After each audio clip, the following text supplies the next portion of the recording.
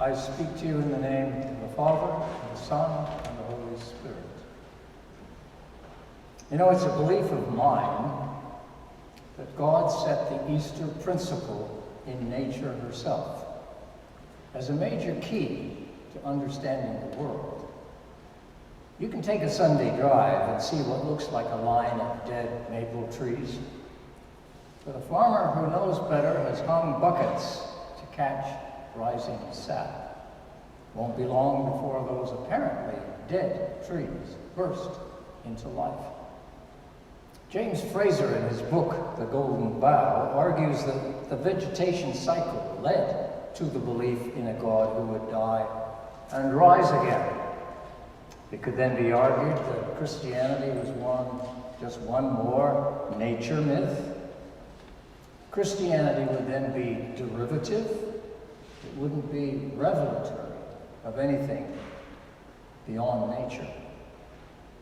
Well, C.S. Lewis, the Oxford theologian, argued the opposite point of view. He said to him, the whole universe is a miracle.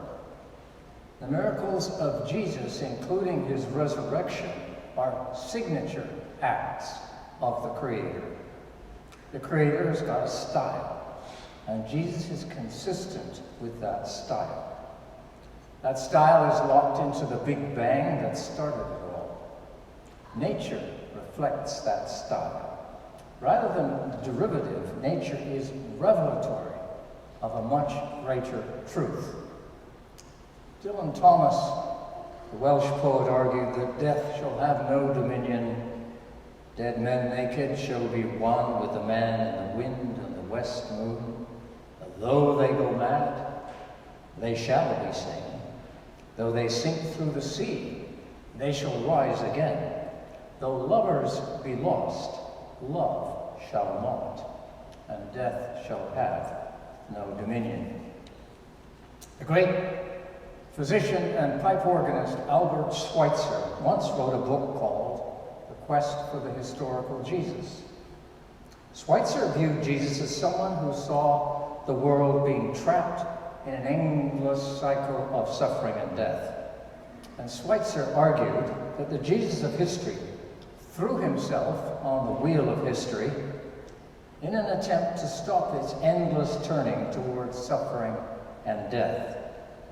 Schweitzer saw Jesus as being broken on the wheel of history. To him, it was a failed mission by a good man who died for what he believed in, which was that love was stronger than death.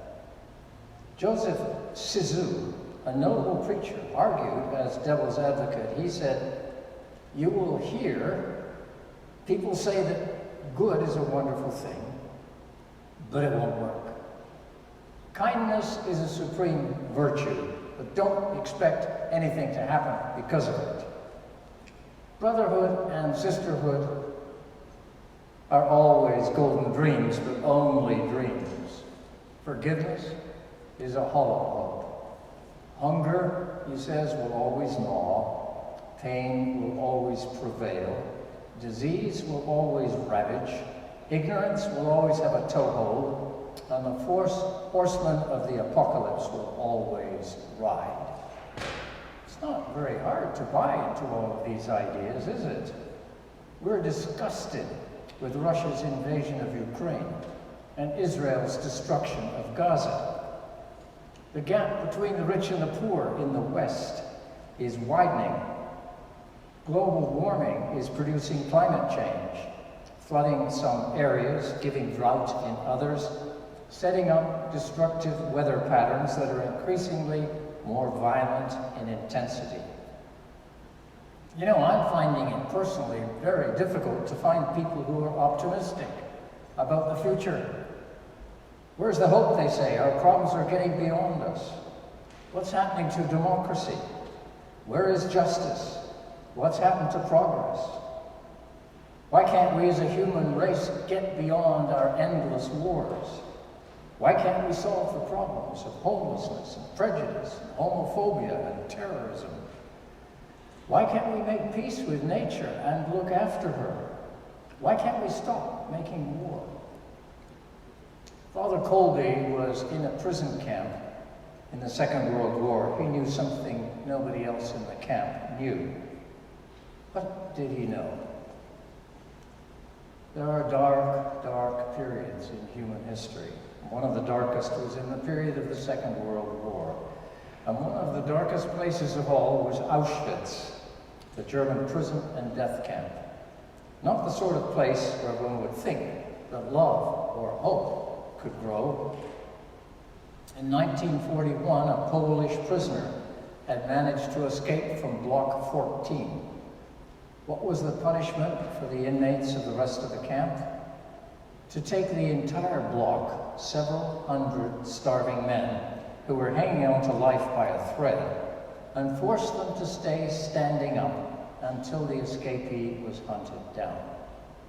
If he was not found, 10 men would be culled out, put into a bunker, an underground cell, without food and water, to slowly die. Hours went by. Commandant Fritsch ordered the miserable daily soup ration to be poured out, and then poured it down the drain in front of the eyes of all the emaciated men. Finally, towards evening, the search was declared a failure. The men were pulled out of the formation to pay with their lives. "Long live Poland!" shouted one. Another, a father, broke down and wept, saying, "My poor wife and children, goodbye, goodbye." And then suddenly something unheard of happened. A prisoner calmly stepped out of the line and started walking towards the commandant. For some reason, nobody shot him. The commandant pulled his pistol out, but only shouted, "Who is this Polish swine?" It was Father Kolbe, a priest, who was a living symbol of human endurance and dignity to the whole camp. He stood calmly before the commandant and said in excellent German, "I have a request." Commandant Fritsch barked, "Well, what do you want?" "I would like permission to die in the place of one of these men." The commandant scornfully granted the request, not understanding its power. The husband and father who was wept was to live, and Father Kolbe, after 8 brutal days, was put to death with an injection of gasoline. Here's the testimony of a man that was saved by Father Kolbe. He writes, "It was an enormous shock to the entire camp. We became aware someone unknown among us in their spiritual might was raising the standard of love on high. Thousands of prisoners were convinced that the true world continued to exist and that our torturers would not be able to destroy it."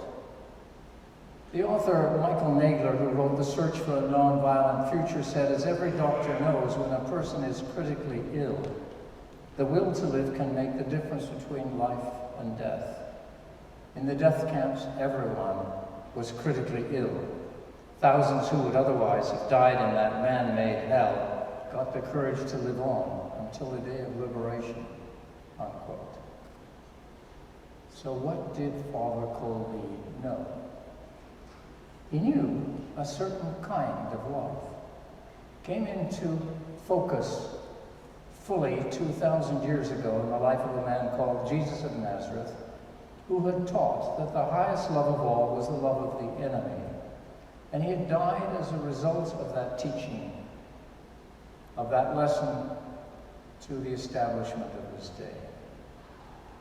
He said, you've heard it said in times past, an eye for an eye and a tooth for a tooth, but I say to you, love your enemies, do good to those who use you badly. And when Father Kolbe raised the standard of love on high, it resonated in the souls of those sick, emaciated men and gave them what is perhaps the soul's lifeblood, hope. And it played on the strings of their souls like a Stradivarius violin. What do you think? Was Schweitzer right when he saw Jesus' failing to stop the endless cycle of violence and death that have made up such a huge part of human history and still do so today? Was Jesus one more martyr, just another saint, someone whose mission to turn the world away from violence failed. In history, Jesus' disciples certainly felt he had failed. Jesus himself on the cross cried out, my God, why have you forsaken me?" And after that cry, at the 9th hour, somewhere between noon and 3, when the sun was at its height, darkness came over the land.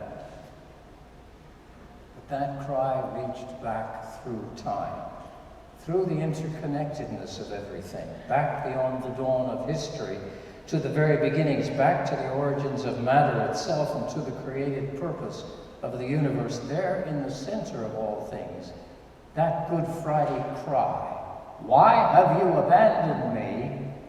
demanded an answer. What's the meaning of history? Does the universe bend towards justice or futility? Where's the hope? Will brotherhood and sisterhood always be beyond our reach? Will forgiveness be a hollow hope? Will hunger always gnaw? Will pain always prevail?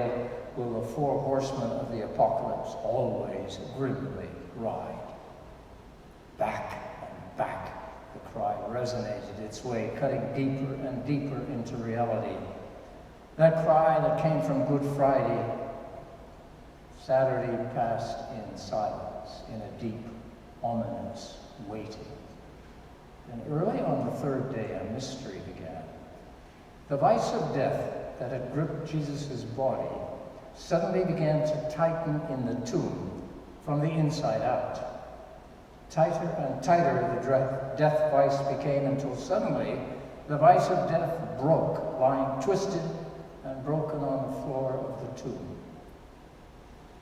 On the first day of Easter, the great Creator acted and said, "No, you will not do this to this good man.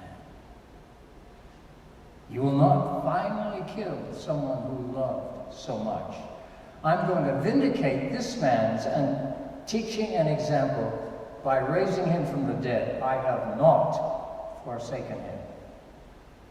It was early in the morning on the first day of the week that Mary had not slept well since Friday. She'd lost all taste for food.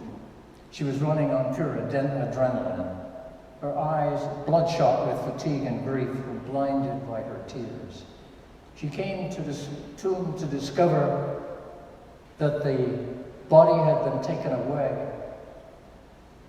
That was the final insult to her, that they would have violated his precious body even in death. So turning for help to someone she thought to be the gardener, she asked if he knew where they'd laid him. And suddenly a voice that she would have known anywhere said, "Mary." And completely overcome, she said only one word, "Master." On Easter, 2,000 years ago, God raised the mighty standard of love so high that in the future, whenever that standard was raised, it would turn the human project on earth away from suffering and cruelty and death towards life and hope.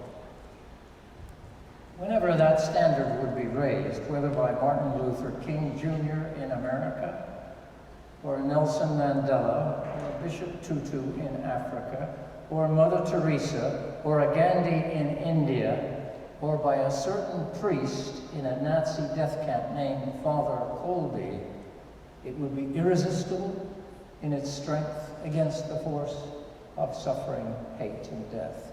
It would prevail. So I have a message for you today that I want you to take inside your hearts.